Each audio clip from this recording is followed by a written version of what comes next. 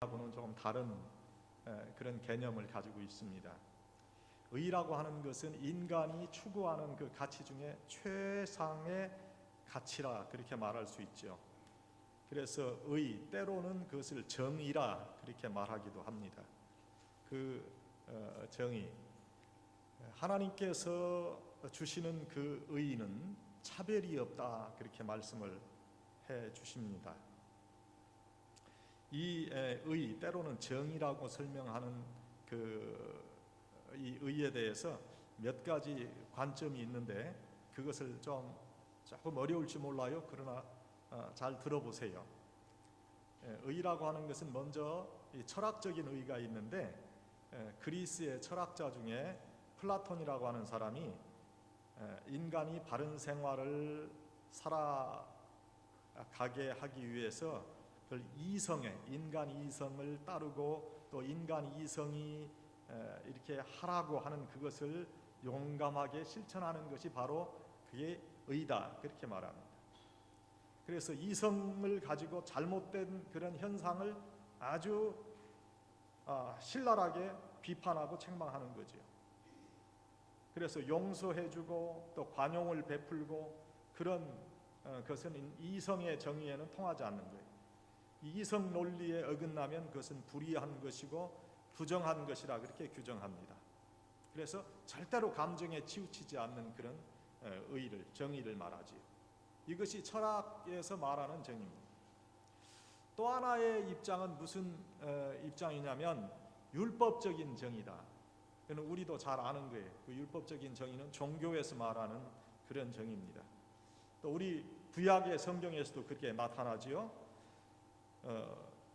구약에서 나타나는 그 유태인의 율법적인 그런 구조 속에서 우리가 이것을 이해할 수 있다는 거지요. 그래서 유대인들의 그 정의관은 하나님의 명령에 절대로 순종하는 것, 그게 정의다.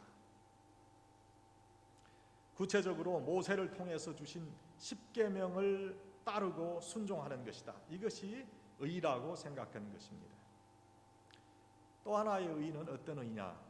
이것은 현대적인 그런 의미에서의 의다 하는 건데, 제가 대표적으로 의에 대해서 그 정의를 내린 하버드 대학의 그 윤리학 교수인 그 마이클 샌델이라고 하는 사람이 몇 년 전에 정의라고 하는 그런 책을 내서 아주 베스트셀러가 됐어요. 그것은 철학적이나 율법적인 그런 관점에서 본 것이 아니라 사회적인 관점에서 본 정의다 하는 거예요. 정의는 모든 사람이 마음이 다 좋은 그런 평화를 이루는 것이 정의다. 또 모든 사람들에게 그 세상의 재물이 공평하게 이렇게 분배되는 것이 정의다. 그렇게 이야기하는 그런 정의예요. 그것을 정의라고 생각해요. 그래서 몇 년 전에 여러분 한 3년 4년 됐나요? 뉴욕의 그 월스트리트 증권사들이 탐욕으로 만들어낸 부를 비판했던 수많은 사람들이 그 데모했던 거 여러분 기억하시죠? 미국의 1%의 사람들이 50%의 부를 가지고 있다. 이건 안 되잖아요. 근데 이런 구조적인 잘못이 지금 미국의 자본주의에 있다. 그것을 고발한 그런 일이 있었어요. 제가 현대적인 의미에서의 그런 의의를 갖다가 여러분에게 말씀드렸어요. 그런데 우리 기독교에서 말하는 의는 이게 아니다. 우리 기독교에서 말하는 의, 오늘 본문 로마서 3장 21절에 이제는 율법 외에 하나님의 한 의가 나타났다 그렇게 말씀하고 있어요.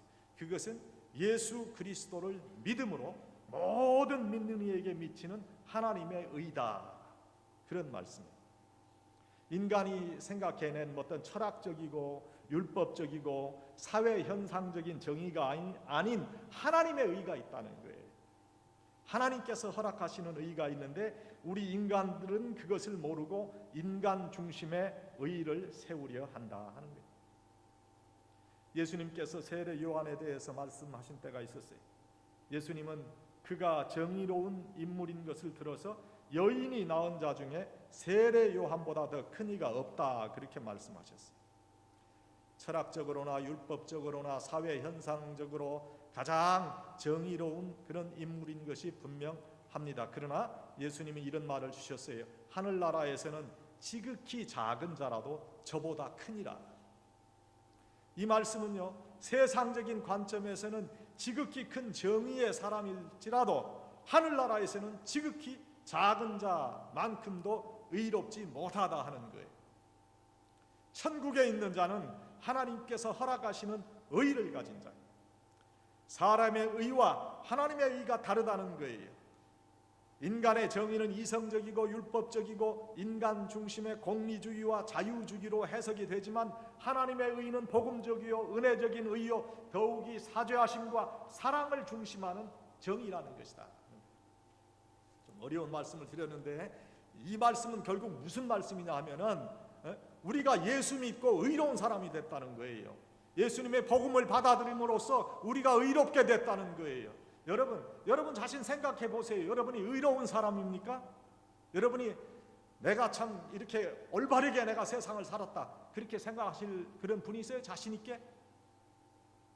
솔직히 말씀드리면 여기 앉아 계신 분 모두 다 올바르지 못한 그런 삶의 모습이 있었을 거예요. 다만 이것이 드러나지 않았기 때문에 우리가 여기 와서 앉아 있는 거지. 우리의 죄가 얼마나 많습니까? 여러분 한번 생각해 보세요. 죄가 없는 것 같지만 그러나 내 허물과 실수와 죄가 너무 많아요. 그런데 우리를 의롭다 하시는 거예요. 왜? 우리가 십자가 앞에 나왔기 때문에. 여기 한문을 잘 아시는 어른들이 많이 계시지만 그 의라는 오를 이자가 어떻게 씁니까? 그 오를 이자 보면 양이라고 하는 뜻의 미양이라고 그러나 양미라고 그러나 그 밑에다 뭐예요? 나자가 있잖아. 내가 어디 밑에 있어요? 양 밑에 있는 거야. 그 한문을 만든 그 중국 사람들이 어떻게 그렇게 알고 만들었는지. 예수님을 어린 양이라고 그러잖아요. 그 어린 양 밑에 내가 있으면 내가 어떻게 됐다는 거예요? 의롭게 됐다는 거예요. 값없이 의롭게 됐다는 거예요. 이것이 바로 복음의 핵심이거든요. 우리는 율법에 매이는 사람이 아니에요. 도덕률에 매이는 사람이 아니에요. 예수 그리스도의 십자가 밑에 나오면 허물이 많고 죄가 많고 부족함이 많은 우리일지라도 의롭게 된다. 그게 감사한 거예요. 값없이 하나님의 나라를 우리에게 주셨다는 거예요. 허락해 주셨다는 거예요. 이 의를 우리가 알아야 된다. 사회적인 어떤 분배적인 의가 아니에요. 공평을 뜻하는 의가 아니에요. 철학적인 의가 아니에요. 예수 그리스도의 피의 공로로 의롭게 된다. 이런 의를 가진 우리 하나님의 사랑에 근거한 의를 우리가 실천해야 돼요. 하나님의 의는 차가운 이성적인 정의가 아니에요. 이성적인 정의는요, 잘못했으면 가차없이 처리하는 것이, 그것이 율법적인 정의 아니에요? 이성적인 정의 아니에요? 잘못했으면 잘못한 대로 대가를 치러야 되는 거예요. 이는 이로, 눈은 눈으로 갚는 거예요. 그러나 예수님의 의는 그렇지 않아요. 따뜻한 사랑에 근거한 의라는 거예요. 이 의는 인간을 중심한 분배적인 정의도 아니에요. 그저 은혜로운 의입니다. 섬김을 중심한 의입니다. 오히려 자신을 죄인이라고 고백할 수 있는 의인, 그 의인 거예요. 사람의 의는요, 사람의 정의는 100데나리온 빚진 것도 남김없이 갚아야 한다는 것이 사람의 정의지만 하나님의 정의는 그보다 몇천 배가 많은 1만 달란트도 탕감해 주는 정의다. 누가복음 18장에 보면 두 사람이 성전에서 기도하는 모습이 기록되어 있잖아요. 바리새인은 이렇게 기도합니다. 하나님, 나는 다른 사람과 같이 토색하지 아니하고 불의하지도 않았습니다. 간음하지도 않고 저기 있는 세리와 같지도 아니함을 감사합니다. 일에 2번씩 금식 기도를 하오며 11조를 내가 꼬박꼬박 드리고 있습니다. 그러나 세리의 기도는 이러합니다. 가슴을 치면서 하나님이여, 저는 죄인입니다. 불쌍히 여겨 주시옵소서. 그런데 예수님의 평가는 이 세리가 저기 있는 바리새인보다 더 의롭다 하심을 받았다 하는 거예요. 한 사람은 바리새인입니다. 한 사람은 세리입니다. 바리새인은 그의 말대로 의로운 사람입니다. 토색하지 않았습니다. 불의한 행동도 하지 않았습니다. 간음하지도 않았습니다. 일주일에 2번씩 금식하며 기도하는 사람이었습니다. 11조를 드리는 신앙의 사람이었습니다. 그의 말대로 정의롭게 사는 그런 사람이었습니다. 그러나 세리는 그의 말대로 죄인이었어요. 그는 토색한 사람이었습니다. 불의한 재물을 탐했던 사람이었습니다. 그러나 예수님의 평가는 일반적인 정의의 개념과는 다른 것이었습니다. 세리가 바리새인보다 더 의롭다함을 입었느니라. 이것이 하나님의 입장에서의 의라는 거예요. 이게 얼마나 감사합니까, 여러분? 우리가 이러한 의로운 사람이 됐다는 거예요.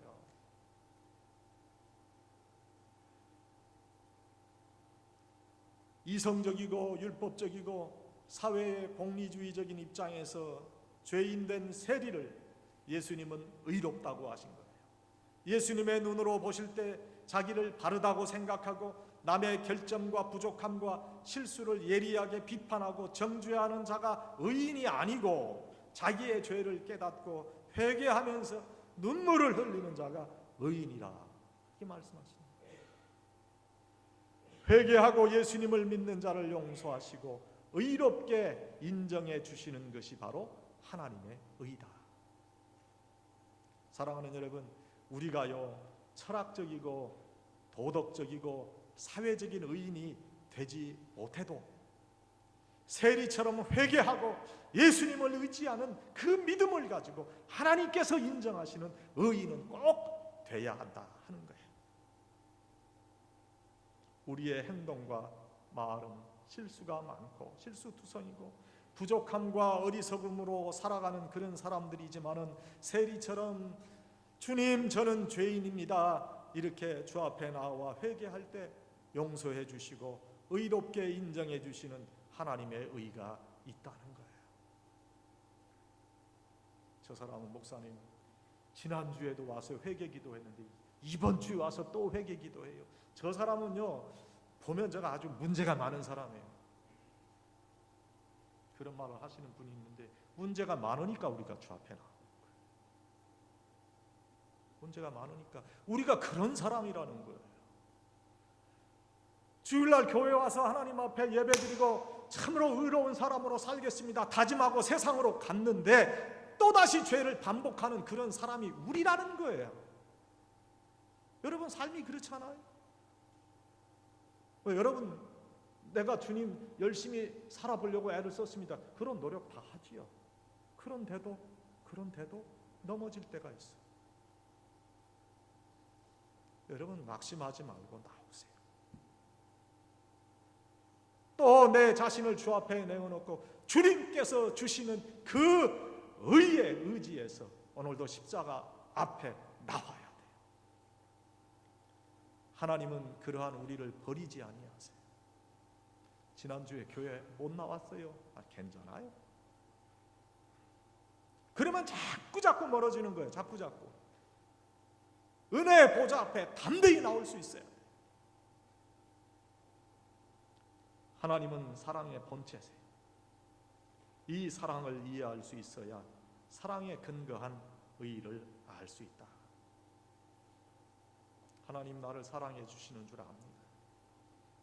그 하나님은요 내가 부족하게 유혹에 빠지고 때로는 범죄할 때 어떤 마음을 주시냐고 회개할 수 있는 마음 그래도 넣어주세요. 하나님 잘못했습니다. 하나님 내가 하나님께서 원하시는 성도의 삶을 살지 못했습니다. 그런 마음을 하나님께서는 꼭 넣어주세요. 근데 그런 마음이 없다, 그 지금 문제가 있어요. 여러분, 그런 사람 화인 맞은 사람이라. 내게 그러한 회개의 기도, 하나님께서 나를 부르시는 그런 마음이 없으면 이거 참 문제가 많아요. 하나님의 이 귀한 사랑을 알고 하나님 앞에 나오시는 그런 여러분들이 되시기를 주의 이름으로 축원합니다. 저기 어느 목사님이 하나님은 사랑이시다 그런 걸 갖다가 열심히 성도들에게 설명을 하는데 영 못 알아들어요.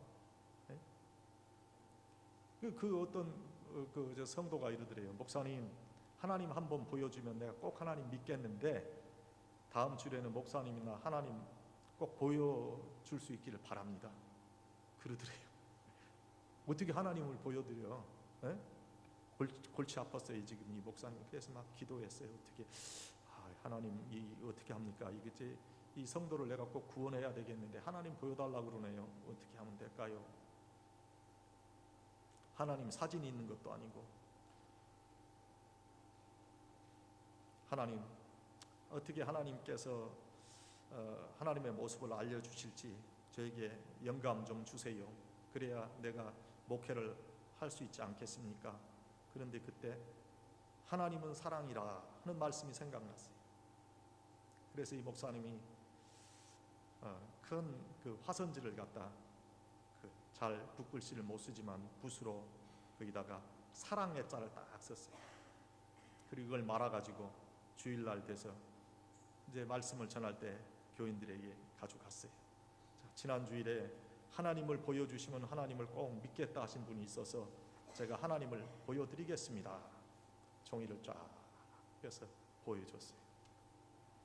예, 그 교인이 하나님이 어떻게 생기셨는가 하고 이렇게 쳐다봤는데 거기에 흰 화선지 위에 사랑의 자가 쓰여져 있었어요. 그래서 하나님은 사랑이구나 하고 하나님을 이해하고 하나님을 믿게 됐다 하는 그런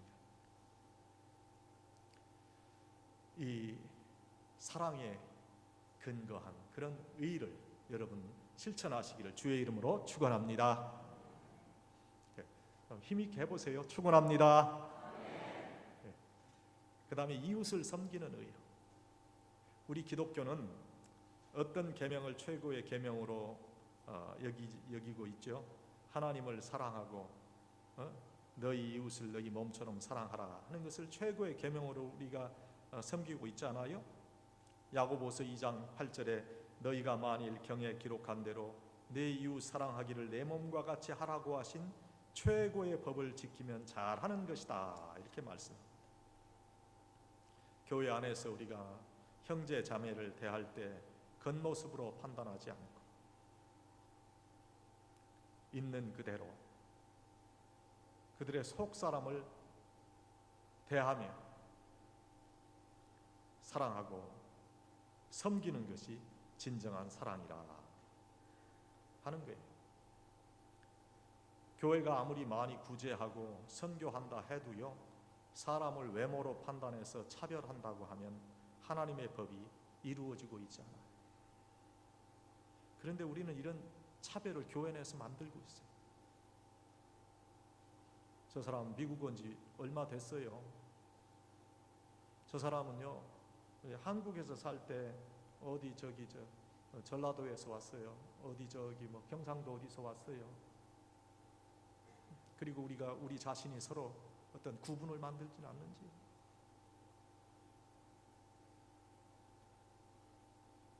겉모습으로 우리가 판단해서는 안 돼요. 저 사람은요 의사예요. 저 사람은요 뭐 한국의 강남에서 살다 왔어요. 난 참 그런 얘기는 정말 듣기 싫어요. 저희 교회 와서 어느 분이 오래전에 저한테 그래요. 목사님 우리는 강남에서 왔어요. 그래요. So what? 뭐 어쩌라는 거야? 강남에서 와서 어쩌라는 거예요 나보고. 자기 신분을 얘기하는 것 같았어요. 제가 느끼기에 내가 강남에서 이렇게 잘 사는 데서 살다 온 사람이니 목사님 알아서 나를 좀 처리하십시오 그 얘기로 들렸어요. 교회는 그런 데가 아닙니다. 교회는 그런 데가 아닙니다. 저는 제가 존경하는 목사님, 저희 교회 와서도 부흥회를 하신 목사님이에요. 여러분이 뭐 너무나 잘 아는 한국의 대표적인 목사님인데, 저는 그 목사님이 뭐 지성인의 무슨 뭐 교회 뭐 그런 거나 원하지 않습니다. 정말 그분이 참 말씀에 카리스마가 있고 잘 말씀을 전해주시는데, 나는 그 부분에 대해서는 절대로 동의 안 합니다. 무슨 지성인의 교회가 있어? 교회는 다 교회지. 그렇잖아요. 교회가 무슨 뭐 공부 잘한 사람들, 특별히 공부 많이 한 사람들의 교회가 있고 그렇지 않은 사람들의 교회가 있나요? 그런 게 어디 있어요?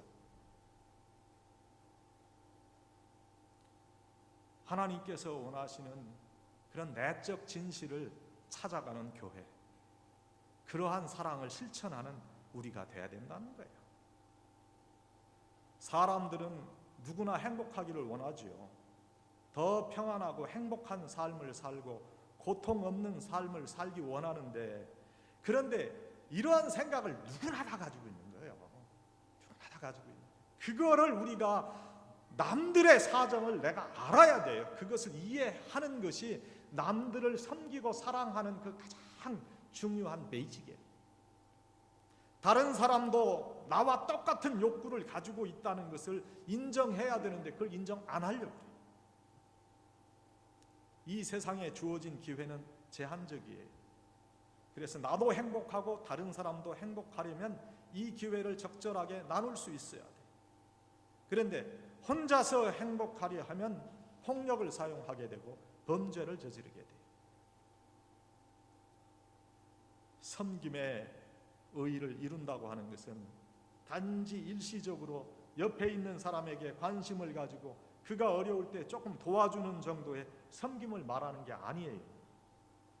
내 삶의 전체적인 목적과 삶의 방향이 내 유익을 위하는 것이 돼서는 안 되고 다른 사람들의 유익을 위하는 것이 되어야 한다는 참으로 엄청난 그런 의미가 있는 거예요. 그런데 여러분 잘 생각해 보세요. 우리는 지금까지 내 유익을 위해서 우리가 예수를 믿었지, 정말 남을 위한 그런 내 삶의 방향과 목적을 가지고 예수를 믿었냐 하는 거예요. 한국 교회가 그랬단 말이에요. 지금까지 내가 잘 되고 내 가족이 잘 되고 거기에 초점이 놓여 있지, 남이 잘 되고 남이 더 행복하기 위해서 내가 그 사람을 위해서 내가 살아가는 그러한 모습에 초점이 놓여졌느냐? 남을 위해서 나를 그들 위해서 헌신하고 내 것을 그들 위해서 다 주면 나는 무엇으로 살아가느냐 하는 반문이 있을 수 있는데, 하나님은 남을 위해 자신의 것을 다 사용한 자에게 감당할 수 없는 넘치는 은혜를 주신다고 해요. 남을 위해서 내 마음을 열면 나를 향한 하나님의 축복도 열리는 거예요. 다른 사람을 위해서 무한히 베풀어도 항상 마르지 않는 하나님의 축복을 경험하게 하시는데, 그것이 바로 성경의 진리라는 거예요. 오병이어의 기적의 사건을 우리는 봅니다.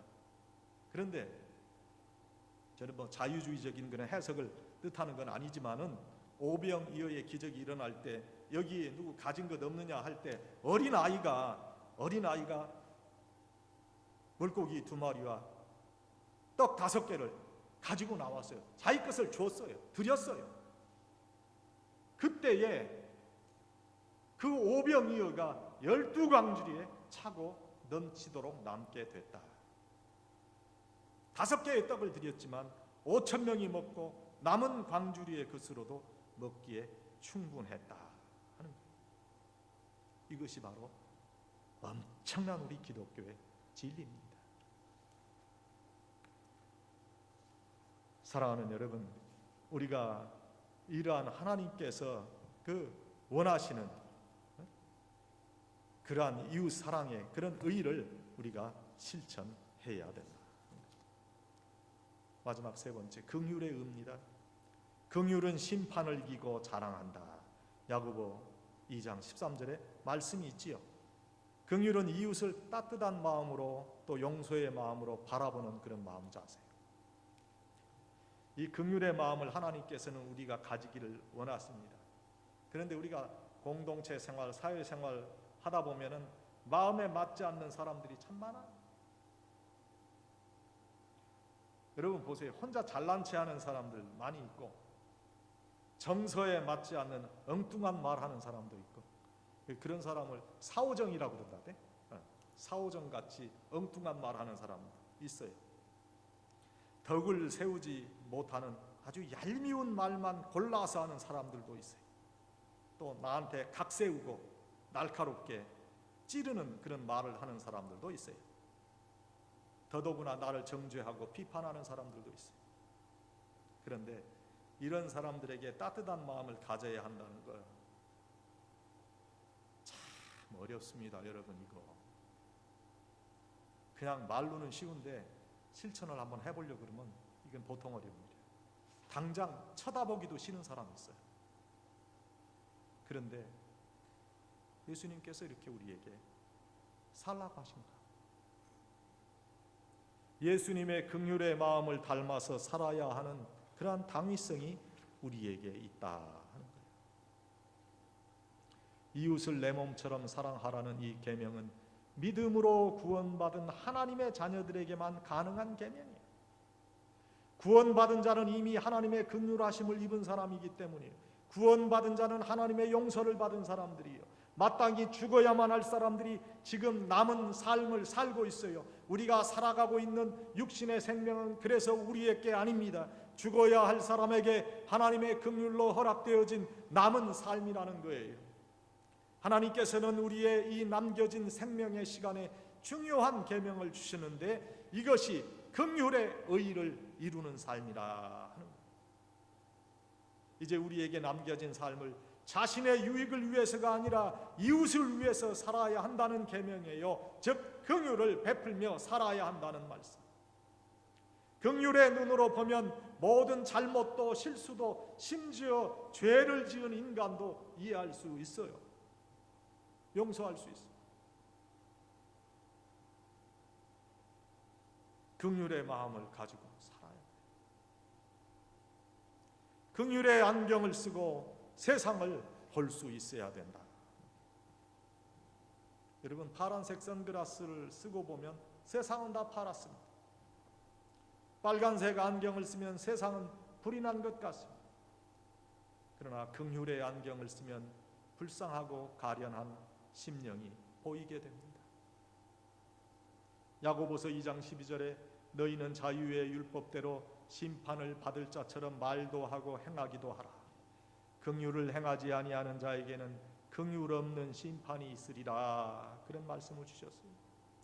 하나님께서 심판하시는 날에 다른 계명으로 우리를 심판하시는 것이 아니라 바로 이 긍휼의 마음을 가지고 살았느냐 하는 것으로 심판하신다는 거예요. 자유의 율법대로라는 말씀은 하나님께서 강요하시는 그런 율법을 우리에게 주시지 않았지만 우리가 아무렇게나 살아도 된다는 것은 아닙니다. 하나님께서 우리에게 긍휼의 의의를 이룰 수 있는 기회를 주셨다는 거예요. 하나님께서는 우리에게 기회를 주심에 대해서 반드시 우리에게 그 책임을 물으신다는 겁니다. 지금 당장에 그 누군가가 나에게 무엇을 해야 된다고 강요하는 것은 아닙니다. 그러나 최후의 흰 보좌, 백보좌 심판대에서 너는 왜 긍휼을 베풀 수 있는 기회를 잃어버렸느냐, 이런 하나님의 물음에 대해서 답을 해야 할지 몰라요. 우리가 믿음으로 의롭다함을 얻은 자들이기 때문에 영원한 파멸과 지옥의 불 속에 처해지지는 않겠지만은 적어도 엄한 하나님의 꾸중과 함께 아무런 상급이 없는 부끄러운 구원을 얻을 수밖에 없어요. 이렇게 긍휼을 베풀지 않는 자로 살아서 긍휼 없는 심판을 받아서는 안 될 거예요. 믿음으로 산다고 하는 것은 바로 긍휼의 삶을 산다는 거예요.